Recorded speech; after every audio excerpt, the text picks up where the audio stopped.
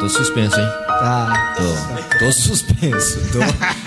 Tô traumatizado já. Um drama. E agora?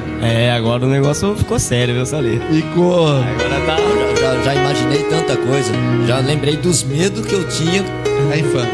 da infância, cara.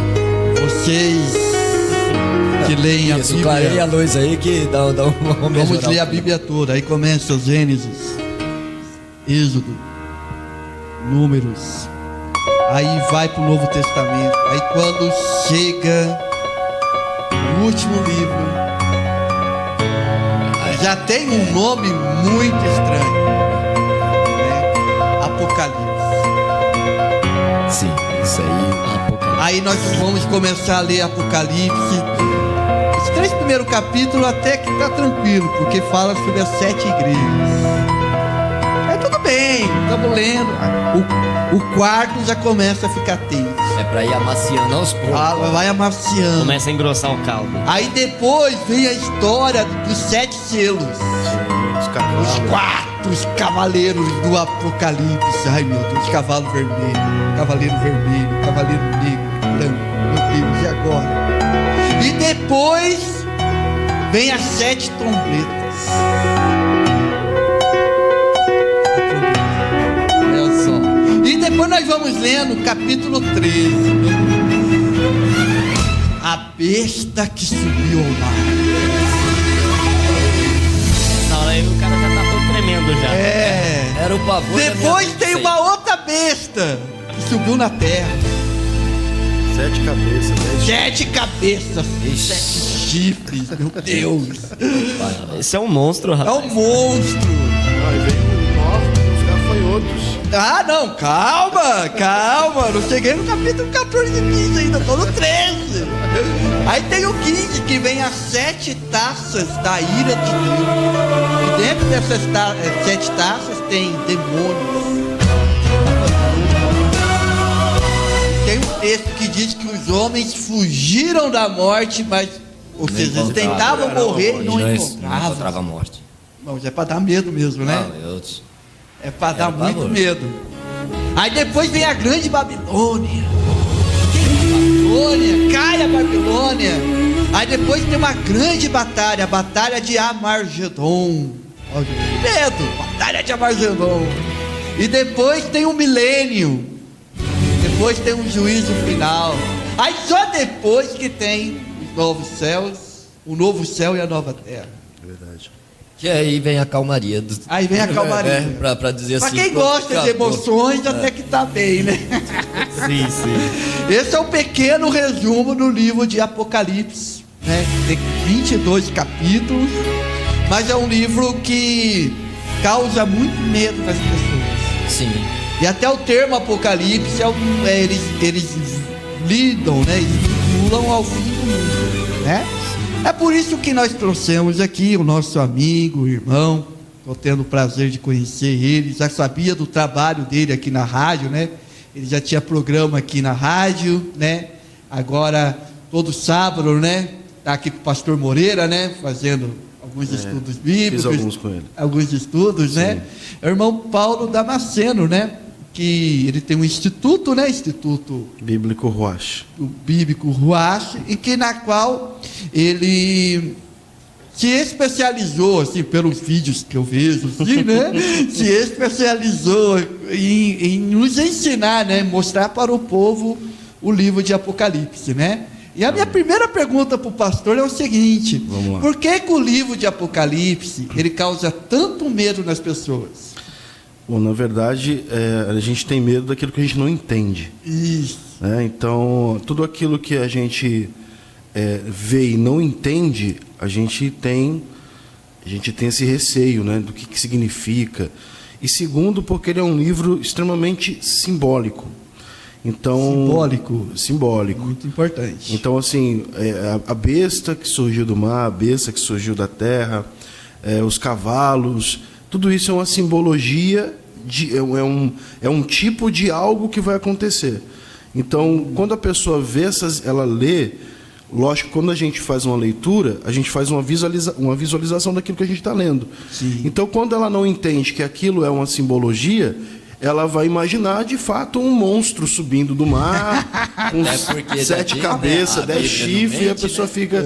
Exatamente. Então, e aí vem o grande desafio, que é a gente estudar para entender, primeiro, o que é simbólico, o que é literal. Segundo, o que são essas simbologias, o que representa essas simbologias. E aí entra a questão da interpretação. Por isso que existem tantas divergências de opiniões em relação à escatologia, em relação ao fim dos tempos, porque o Apocalipse, a escatologia, enfim, ela é um assunto interpretativo. Sim. Então, um vai interpretar de um jeito, outro vai interpretar de outro jeito. Sim. E é por isso que existem tantas divergências.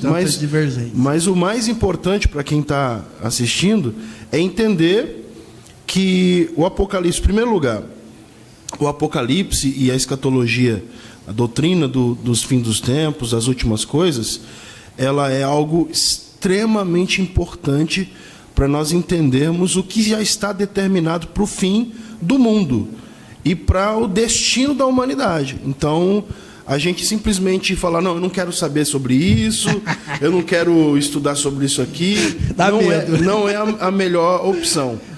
Na verdade, a gente buscar o conhecimento, buscar entender o que significa, para que a gente fique sem esse medo. Porque quando você entende, você fica sem medo. E se nós buscarmos, eu vejo assim, se nós buscarmos o verdadeiro conhecimento de querer entender o que o livro do Apocalipse ele quer mostrar, a gente vai ver que a mensagem do livro é uma mensagem de esperança. Sim. Né? Sim. Porque assim, quando você vai interpretar a Bíblia, né, a primeira coisa que você tem que estudar é ver o contexto histórico. O que o primeiro leitor do livro de Apocalipse, quando essas cartas, né, chegaram nas igrejas na época, o que ele entendeu? Porque eles entenderam. Sim. Não teve esse pavor todo que nós temos hoje, né? Esse medo e tal. Na verdade, o livro de Apocalipse, ele foi um livro que foi escrito numa época de uma grande perseguição, né? Sim. No ano... Você lembra do ano? 85 a 90, depois de Cristo, né? O imperador estava perseguindo a igreja estava muito perseguida, e a impressão que se dava é que tudo aquilo que Deus estabeleceu estava desaparecendo. Tinha essa impressão que parecia que o reino de Deus não estava vencendo, né?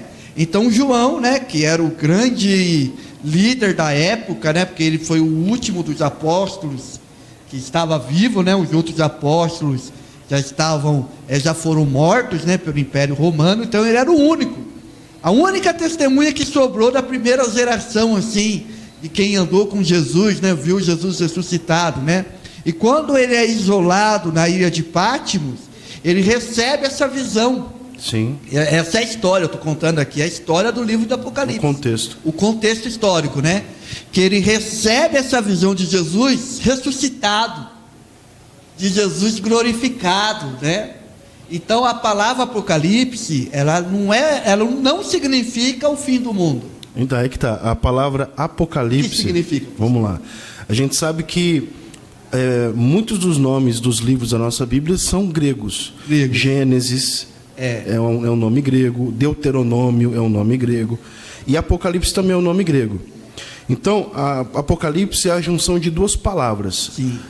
O prefácio apo significa para fora. Por exemplo, apóstolo significa enviados para fora. Para fora. Olha que bacana. Apostasia, para fora da verdade. Olha. Então, apo é para fora. E calipto, né, que da onde vem calipse, significa sombras. Por exemplo, eucalipto significa uma árvore que faz sombra. Então, apocalipto é para fora das sombras. Olha só. Então, esse é o significado literal de Apocalipse, para fora das sombras. Então, aquilo que está fora das sombras está revelado. É uma revelação. Exatamente. Né? Está fora das sombras, está revelado, está não está mais oculto, Não está mais descoberto. oculto. E é interessante que, assim, por os nossos primeiros irmãos pensar que estava tudo acabado, você recebe, por exemplo, na sua igreja, uma carta do apóstolo João, com esse nome, já é uma coisa bem sugestiva. Nossa, aqui está uma grande... Sim, revelação. Uma grande revelação, né? E o livro de Apocalipse, ele tem o propósito de dizer que Deus é o dono da história. Para mim, ele tem total. esse sentido. Total. Vocês estão sofrendo, mas eu não perdi o controle. Total. Porque no final, quem vai vencer? Cristo vence, né? Infelizmente, é assim, a gente pensa, a gente foca mais nas coisas ruins, né? Então, quando a gente lê o livro do Apocalipse, a gente pensa mais em besta, mais em anticristo, né? Demônios, cabeça de homem, corpo de gafanhoto, essas coisas. Mas a grande mensagem do Apocalipse é dizer que Cristo vai vencer. Sim. É a revelação do Cordeiro ressuscitado que vai vencer e que vai reinar para todo sempre, né? Essa é a grande proposta do livro do... E o Apocalipse, na verdade, ele é colocado no final da Bíblia justamente como um fechamento de uma chave, né? O fechamento da história. Por exemplo, primeiro a gente tem a mensagem de Jesus aos discípulos prometendo que ele ia voltar. Sim. Ele diz: não se turbe o vosso coração, crede em Deus e também em mim. Na casa de meu pai há muitas moradas. Se não fosse assim, eu vos teria dito: vou preparar um lugar. Se eu for e preparar um lugar, virei outra vez e vos levarei para mim mesmo, para que onde eu estiver, vocês estejam também. Então a gente tem primeira promessa de Jesus falando da sua volta. A sua volta. Aí em Atos dos Apóstolos, capítulo 1, a gente tem uma mensagem dos anjos. Quando Jesus estava ascendendo ao céu, os anjos chegam nos discípulos falando: por que vocês estão atônitos olhando para o céu? Porque o Senhor, assim como vistes ir, ele também virá. Olha só. Então existia essa máxima de que Jesus voltaria. Aí a pergunta é: mas como? Como que vai acontecer isso?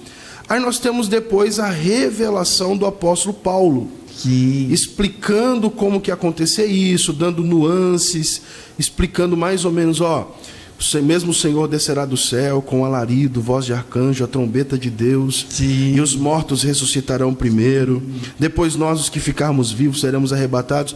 Tanto que Pedro, quando ele vai falar sobre a vinda de Cristo, ele fala assim: olha, o nosso irmão Paulo, a respeito disso, falou algumas coisas que são difíceis de entender. Né?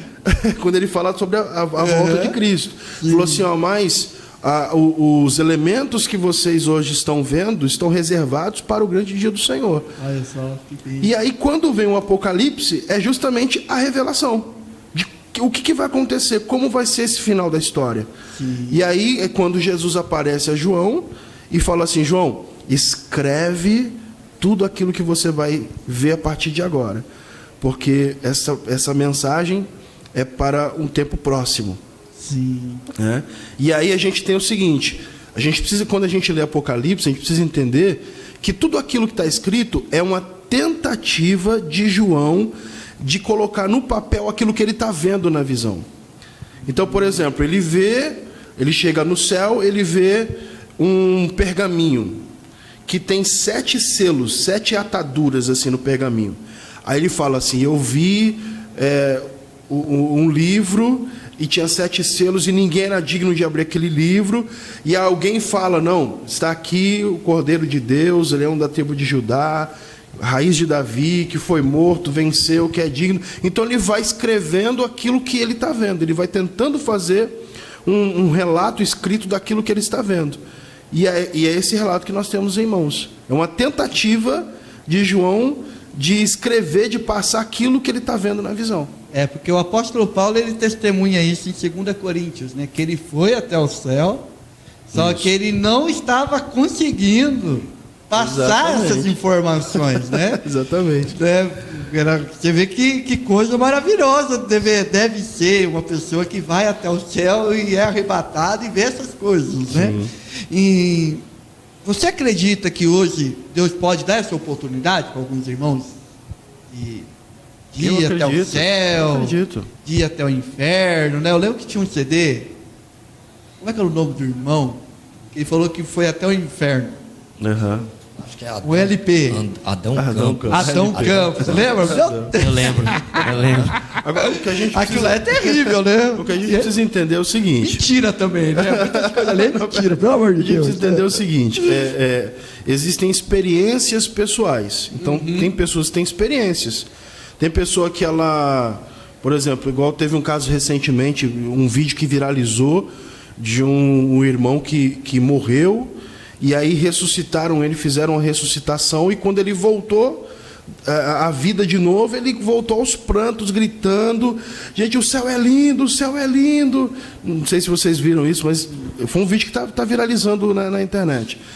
E ele falou: gente, Jesus é real. E ele estava morto e fizeram um processo de ressuscitação. Olha. Então, assim, uma coisa são experiências pessoais. Cada pessoa tem uma experiência pessoal. Sim. Se você pegar, buscar na internet experiências de quase morte, você vai ver que Inúmeras, as pessoas têm relatos diferentes de experiências que tiveram, porque passaram alguns minutos mortos e voltaram. Agora, a maior revelação é a palavra. É a palavra de Deus. Ou seja, as pessoas Nenhuma têm experiência sobrepõe a palavra. Exatamente. Nenhuma experiência pessoal está acima da palavra de Deus. Com Então, certeza. se a pessoa foi lá, viu, igual teve uma escritora que escreveu a Divina Revelação do Inferno. Sim. E aí ela escreve dizendo que ela foi, o inferno era cheio de compartimento e tal. E, bom, amém, foi uma experiência pessoal que ela teve, mas nenhuma experiência pessoal está acima. Não pode da pegar palavra. esses livros e falar: olha, o irmão foi, é assim, Exatamente. pronto, e tal, né? Exatamente. Perfeito isso, né? Aí nós vamos falar um pouco das figuras que o livro de Apocalipse faz, né? Vamos lá. Nos traz, né? Por exemplo, o que significa quando o Apocalipse vai falar dos 4 cavaleiros? Que João vê, né? O cavaleiro, ele vê um cavaleiro Branco. branco, Isso, primeiro é o branco, segundo vermelho, vermelho, preto e amarelo. e cada um vai levando uma tragédia, vai percorrendo o mundo, né? Uhum. Engraçado que eu estava lendo o livro de Zacarias, porque assim, eu tenho um plano de leitura, né? Uhum. E todo dia 31 de dezembro eu tenho uma alegria que eu Legal. terminei a Bíblia inteira, né? Bom. Aí o que acontece? Eu estou lendo o livro de Zacarias e o livro de Zacarias fala desses 4 cavaleiros. Sim. Só que cita como Interessante, carruagem, né? As mesmas cores, mas as cita mesmas carruagem. coisas, interessante. Então, o que significa esses 4 Então vamos cavaleiros? lá. Como eu disse, a escatologia é uma matéria interpretativa. Interpretativa, né? isso. Então, na interpretação pré-tribulacionista, né, que é a nossa, né, da Assembleia de Deus, Sim, nós acreditamos é o que nós seguimos, que a né? igreja será arrebatada antes da tribulação, que a igreja não passará pela tribulação. Então, o que a gente tem lá no capítulo 5 e 6? A gente tem a visão de João pegando um pergaminho, o Jesus pegando um pergaminho, e cada selo que Jesus abre desse pergaminho, João tem uma visão diferente. Então, os primeiros 4 selos, quando Jesus abre cada um dos selos, João tem uma visão de um cavalo diferente. Os primeiros 4 selos. Sim. E aí a gente tem o seguinte, que esses selos do Apocalipse, eles são acontecimentos pertinentes à tribulação, ao período da tribulação. Sim. Todos os 7 selos. Então, cada selo que se abre é uma revelação de um acontecimento específico para a tribulação, o período da tribulação. Sim. Então, por exemplo, o primeiro selo, João tem uma visão de um cavalo branco, e o cavaleiro que estava sobre esse cavalo branco tinha uma coroa na cabeça e um arco na sua mão. Sim. Então, nessa interpretação, nós entendemos que esse cavaleiro é o anticristo. Por quê? Primeiro que ele está no primeiro selo. Sim. Então, é o primeiro marco da tribulação. É o surgimento, na verdade, a revelação do anticristo como um líder político, por isso que ele fala de coroa, ou seja, alguém que vai governar nesse período, e arco fala de guerra, porque o anticristo ele vai fazer guerra, ou seja, vai ser um governo que vai ser estabelecido nesse período e que vai fazer guerra. pelo menos 3 guerras que vai acontecer. No início da tribulação, o anticristo ele vai defender Israel. No início da tribulação. Por quê? Porque primeiro ele precisa reconstruir o templo, certo? Que já tem até projetos, né? A gente vê isso na Bíblia, Só que lá no local onde é o templo, original, existe um negócio mesquita. chamado lá. Exatamente, um negócio construído lá. Uhum. Uma mesquita. A mesquita de Omã. Isso, mesquita de Omã. Uhum. Então, para que o templo seja reconstruído, a mesquita precisa ir abaixo. Como? Aí já arruma confusão com o povo. Aí já começa a ter. Muçulmanos lá, né? Meu Deus. Começa a ter um conflito. O anticristo ele vai, no início da tribulação, ele vai defender Israel dos seus inimigos, e é até por isso que o Israel vai recebê-lo como seu Messias. E aí se cumpre a profecia de Daniel capítulo 9, versículo 27, que ele fará uma aliança com muitos. Olha só. Né? Ou seja, inclusive com Israel. Então ele vai reconstruir o templo. Segunda guerra que o anticristo vai fazer é aos santos que ficaram da tribulação. Certo? Por quê? A igreja vai subir, Vai ser arrebatado. mas vai ter muita gente que vai ficar. Sim. Certo? Então esse povo que vai ficar, ele vai ser um remanescente, vamos dizer assim, que aí eles vão ver que eles perderam essa oportunidade e ficarão aqui para... Você vê uma coisa? Interessante. Olha essa tipologia aqui. Estavam Elias e Eliseu. Certo? Olha essa tipologia. Estavam Elias e Eliseu. E aí Elias foi levado ao céu numa carruagem de fogo. Certo? Eliseu ficou. Certo? Deixa eu abrir aqui. Elias é um tipo, é uma tipologia, tá? É um tipo da igreja que sobe. Eliseu é um tipo da igreja que fica. E aí diz aqui, 2 Reis, capítulo 2, fala aqui, ó. Versículo 23. Então subiu dali a Betel, Eliseu, e indo ele pelo caminho, uns rapazinhos saíram da cidade e zombavam dele. Diziam-lhe: sobe, calvo, sobe, calvo. Elias não subiu? Por que você ficou? Uma tipologia. Porque aqueles que ficarem, quem que vai ficar do arrebatamento? Jesus falou assim: estarão 2 no campo, um será tomado, outro será deixado. Estarão 2 moendo, uma será tomada, outra será deixada. Quem que vai ficar? Pessoas que estavam servindo a Deus, que estavam na igreja, até líderes, pastores, mas que estavam na prática do pecado. Meu Deus. Estavam na prática do pecado. É interessante que Jesus falou em Mateus capítulo 7, versículo 21, dizendo assim: nem todo o que me diz Senhor, Senhor entrará no reino dos céus. Fala direto aqui na rádio aqui. Mas todo aquele que faz a vontade do meu Pai. Porque naquele dia muitos me dirão: Senhor, Senhor, no teu nome nós não profetizamos, no teu nome não expulsamos demônios, no teu nome não fizemos muitas maravilhas. Então eu lhes direi abertamente: apartai-vos de mim, vós que praticais a iniquidade. Então, muitas pessoas que estão desatentas, desapercebidas, estão dentro das igrejas, vivendo uma vida oculta, na prática do pecado. Então você, querido, que está assistindo essa programação, em Hebreus capítulo 12, versículo 14, fala assim: procurai a paz com todos, segui a paz com todos e a santificação, sem a qual ninguém verá o Senhor.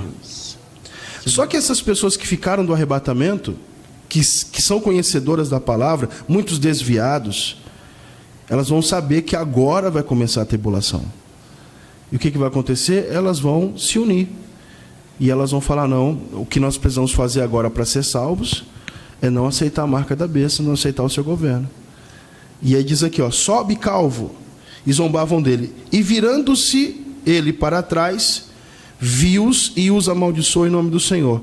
Então, 2 ursas saíram do bosque, 2 ursas, e despedaçaram 42 deles. Olha só. A besta que subiu do mar, a besta que subiu da terra. Ai, meu pai. Despedaçaram 42 deles.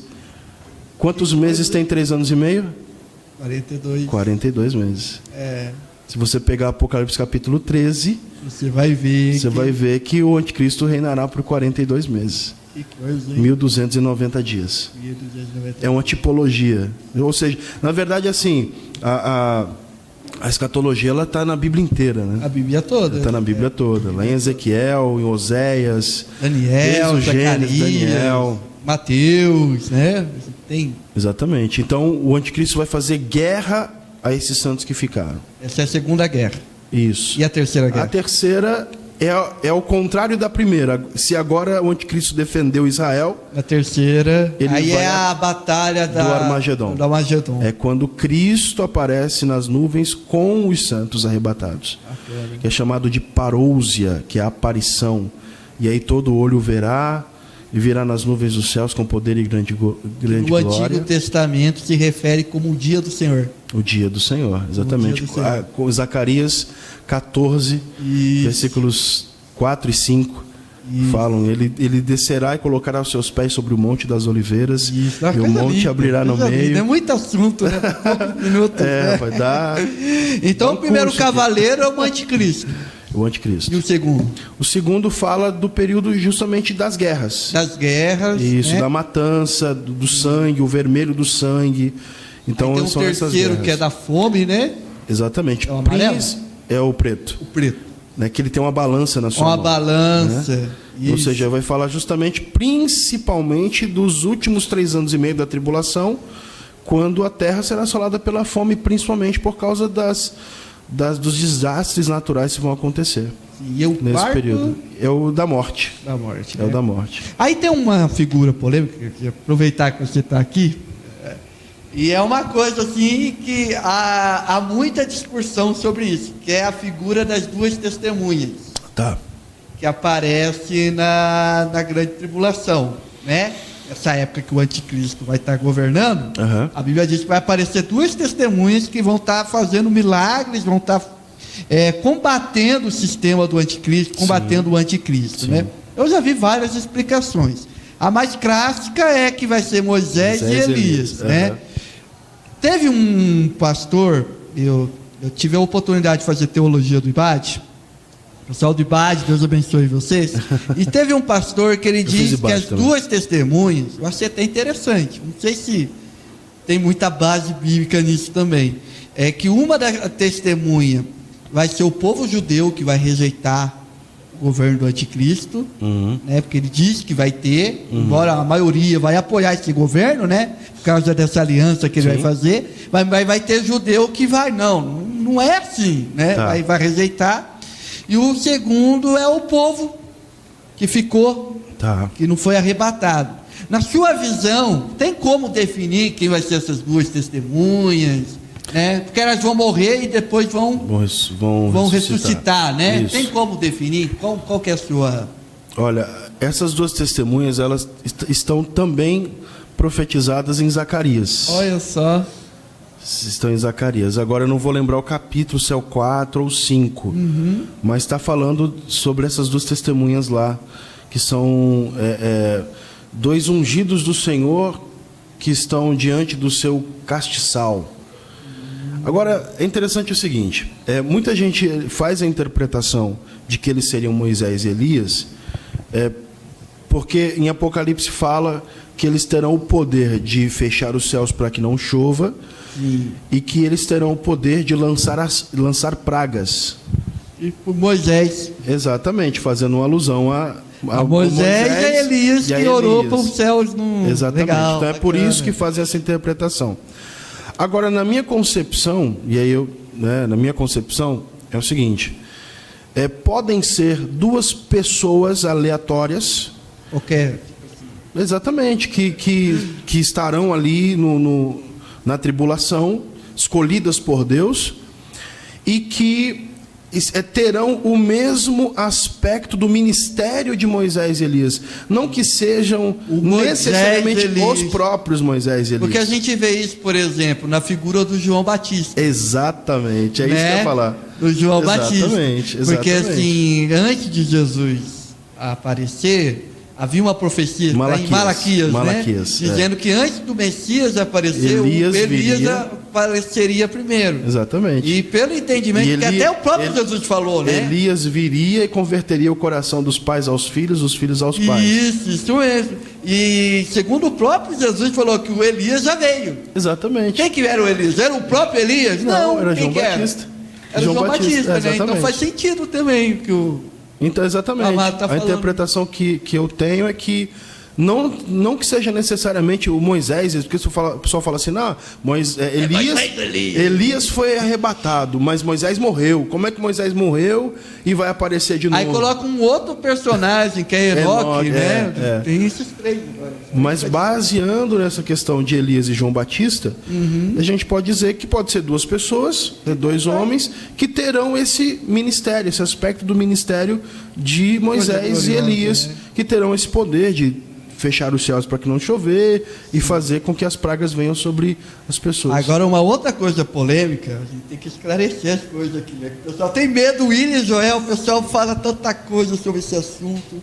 Não, mas é comum, né? As pessoas terem medo desse livro, de comentar sobre isso. Tem muitos que até evitam o comentário, porque a complexidade é tanta, mas é como o irmão falou no começo, é uma questão de entendimento. Né? A partir do momento que você começa a entender, as coisas vão se esclarecendo. Exatamente. Que é a questão da marca da besta. Gente do céu, a gente vê cada coisa, né? Eu sou da época... O pastor Paulo deve lembrar disso. E o William também, o Joel também. Eu sou da época que os irmãos, quando dava... Era muito comum na igreja ter seminário de escatologia. Sim. Né? Sim. E todo ano tinha uma moda. Eu sou da época que eles falavam que a marca da besta era o código de barra. Nossa, eu lembro disso. Eu lembro disso. Não, você pega o código de barra, tem 3 barras brancas lá, essas 3 barras brancas, 666. Aí o pessoal, não vamos pagar boleto, né? Vamos ficar devendo, que é a marca de Cristo. O pessoal falava isso.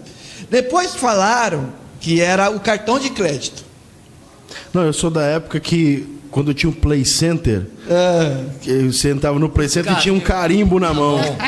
A pessoa fala, não, se você lá, vai que esse negócio é a marca da besta. Eu sou dessa época também, já me falaram isso, né? Sim, eu me lembro. Tá condenado, irmão, tá carimbado, tá condenado, né? Agora, nas últimas interpretações, a gente até vê notícias, assim, né? O governo brasileiro vai implantar um chip nas pessoas, né? Porque esse chip, ele era colocado assim, muitos biólogos, né? Quando vão estudar a natureza, eles capturam um animal e colocam um chip na pele do animal para ele estar monitorando onde o animal fica, né? A gente vê isso em documentários.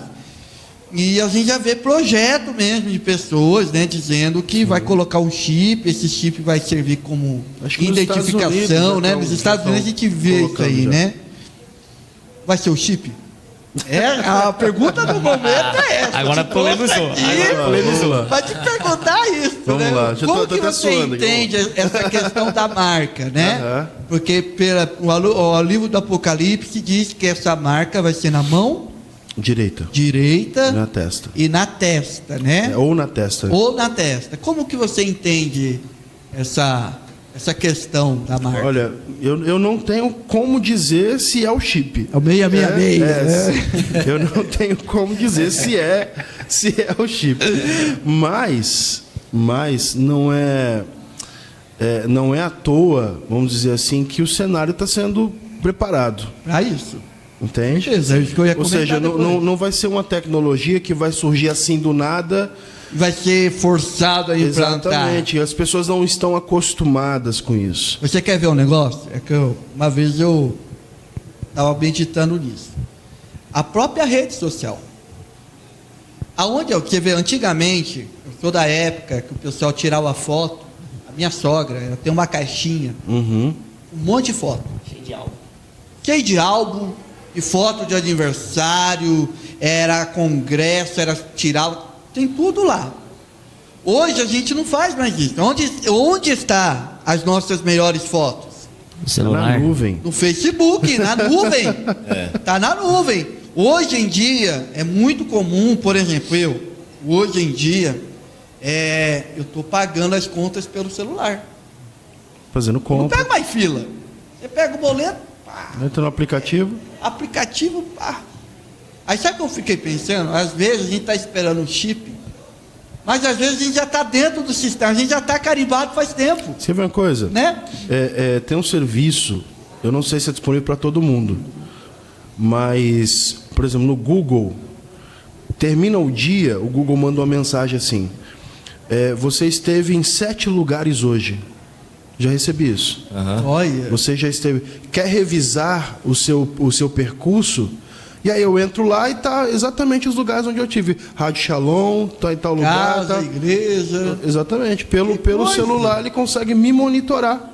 Saber exatamente onde eu tô. Que coisa. Eu estava até vendo um especialista de rede social e estava falando que o celular, muitas vezes ele ouve a nossa conversa. Eu não sei se você já teve essa experiência. Eu estava falando, vamos supor, eu quero fazer um curso de teologia. Uhum.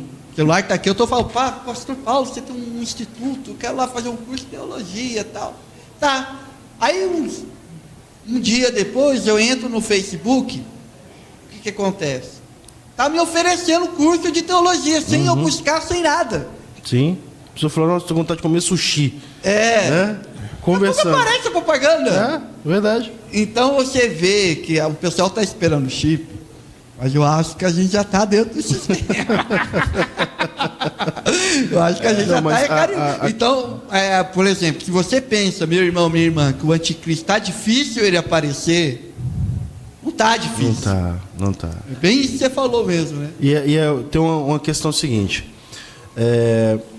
Lá em 2 Tessalonicenses, capítulo 2, isso é muita gente que questiona quem acredita no arrebatamento. O apóstolo Paulo fala assim: ninguém vos prive. Eu vou até ler para eu não errar aqui na minha fase. 2 Tessalonicenses 2. Porque não será assim a vinda do Senhor, sem que antes apareça o homem do pecado, o filho da perdição. Deixa eu achar aqui. 2 Tessalonicenses, capítulo 2. Diz aqui, versículo 3. Ninguém de modo nenhum vos engane, porque isso não acontecerá sem que primeiro venha a apostasia, e seja revelado o homem da iniquidade, o filho da perdição, o qual se opõe, se levanta contra tudo que se chama Deus, ou é objeto de culto, a ponto de assentar-se no santuário de Deus, ostentando-se como se fosse o próprio Deus. Então muita gente fala assim, pega esse texto aqui e fala assim, mas como que a igreja vai ser arrebatada antes do período da tribulação, se Paulo está dizendo aqui que a vinda do Senhor não vai acontecer antes que se manifeste o homem do pecado? Certo? Certo. E aí? A questão é o seguinte: a igreja ela vai conhecer o anticristo. Ela vai conhecer o anticristo. A igreja arrebatada vai conhecer, mas não como o anticristo. Porque o anticristo, ele vai ser um líder político. Ele vai ser o presidente de alguma nação. Então, quando a igreja for arrebatada e acontecer o caos no mundo, as crianças sumiram, milhões de pessoas desapareceram, acidentes, milhões acontecendo. Então, quando isso acontecer, o que vai acontecer? O anticristo, vai ser um líder político, que já estará governando algum país, ele simplesmente vai aparecer e falar, não, pessoal, peraí, vamos resolver essa situação aqui, vamos unificar todos os governos, centralizar em um único governo, vamos centralizar a economia mundial, colocar uma única moeda, e depois vai surgir o falso profeta, unificando as religiões numa só. Então é isso que o anticristo vai fazer. Então a igreja está caminhando, né, para uma unidade, né? O ecumenismo, exatamente. Isso, então assim, o anticristo ele talvez já esteja entre nós. O sistema já está. Exatamente, já esteja entre nós. O sistema já está. Talvez nós já até conheçamos quem ele é, mas não sabemos que ele é. Olha Entende? só, que coisa Até porque, maravilha. fazer hein? uma colocação bem breve aqui, de todo o tempo de existência da humanidade, nunca houve uma tecnologia tão avançada quanto a que existe hoje. Exatamente. Né? Há um tempo atrás, quando a gente ouvia falar, não é muito longe, vamos colocar assim, 20, 30 anos atrás, quando você ouvia nas igrejas pregando que todo olho verá quando Jesus pisar no Monte das Oliveiras, a gente ficava imaginando, mas como né? isso? Como que vai acontecer? É, mas hoje ficava imaginando os sistemas de projeções hoje são tão sofisticados que, vamos pegar um exemplo simples que todo mundo vai entender, uma videoconferência. O cara tá lá Pode ter alguém do Japão assistindo a gente aqui agora. Sim. Do outro lado do mundo. A tecnologia, o avanço da tecnologia existente hoje, já podemos dizer assim que é um grande preparo para que todas essas coisas já estejam acontecendo. A gente não consegue afirmar com certeza se já mas que tudo indica, se você for pensar e analisar, é por aí. Existe uma linha interpretativa, como você falou no início, que o Apocalipse seria para o tempo da igreja primitiva. Né? Por quê? Porque João recebeu a revelação, voltou da ilha de Patmos, levou aquela revelação para as igrejas da Ásia, para as igrejas da sua época. Então há uma linha interpretativa de que o Apocalipse, o fim dos tempos, seria para aquele período da igreja, certo? E aí a gente vai encontrar isso em algumas faculdades teológicas, que é a linha historicista. Então, por exemplo, o anticristo seria um César, a grande tribulação seria a perseguição romana contra a igreja daquela época. Então eles fazem uma interpretação para aquela época. Só que aí entra justamente o que o irmão falou aqui agora. Em Daniel capítulo 12, versículo 4, existe uma profecia muito clara dizendo que quando o anjo dá revelação para Daniel, fala assim: Daniel, cele estas palavras, porque essas palavras é para o tempo do fim. E naqueles dias a ciência se multiplicará muitíssimo. Olha só, gente, Jesus está voltando. Então não é para aquela época. Não é. Porque, como o irmão falou, até 20 anos, 30 anos atrás, irmão, a tecnologia era uma coisa. A gente via assim, até a Revolução Industrial, Sim. O meio de sustento das pessoas era agrícola. Sim. Né? Cuidando de gado, plantando. Se você pega a ordem cronológica do planeta, da história da humanidade, olha até onde, o quanto de existência tem de anos da humanidade. Sim. Até a Revolução Industrial. Sim. Depois da Revolução Industrial, vamos colocar aí até 70. De 70 para cá, a tecnologia já começou a avançar. Agora de 80 para cá fez isso aqui, ó. Foi um pico violento no gráfico. Exatamente. Então, assim, se a gente for falar que a ciência se multiplicará muito, não existe outro tempo que esse. Nossa, é verdade. Exatamente. Eu estava vindo para cá de Uber e eu estava conversando com o motorista. E a gente estava falando justamente. Primeiro a gente estava falando sobre essa questão dos aplicativos, né, de mobilidade. E aí a gente comentou de uma reportagem que saiu, acho que semana passada, que a Uber lançou um projeto para fazer o carro voador. Em 2023 vai lançar no Brasil o carro como um drone, com 4 passageiros, motorista mais 3 passageiros, e aí o drone vai levantar e...